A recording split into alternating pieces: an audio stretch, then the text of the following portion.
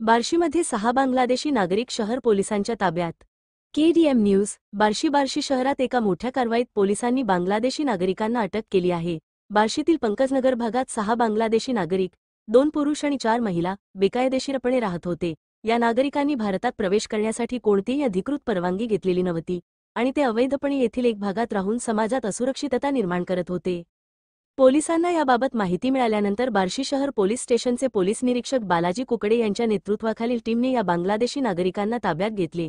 यानंतर सोलापूर जिल्ह्यातील दहशतवाद विरोधी पथक, दहशतवाद विरोधी शाखा सोलापूर ग्रामीण आणि बार्शी शहर पोलिसांनी संयुक्तपणे कारवाई केली।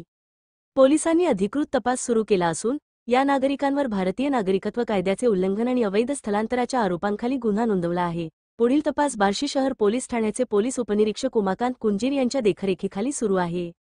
बार्शीतील नागरिकांना यामुळे शंकेचा सामना करावा लागला असला तरी पोलिसांनी या कारवाईद्वारे सुरक्षा सुनिश्चित केली आहे। याशिवाय राज्यात अशा प्रकारच्या बेकायदेशीर कृतींवर कठोर कारवाई सुरू ठेवण्यात येणार असल्याचे पोलीस प्रशासनाने सांगितले आहे। या कारवाईला स्थानिक नागरिकांनी सकारात्मक प्रतिसाद दिला असून शहराच्या सुरक्षेसाठी अशी कारवाई आवश्यक असल्याचे सांगितले आहे।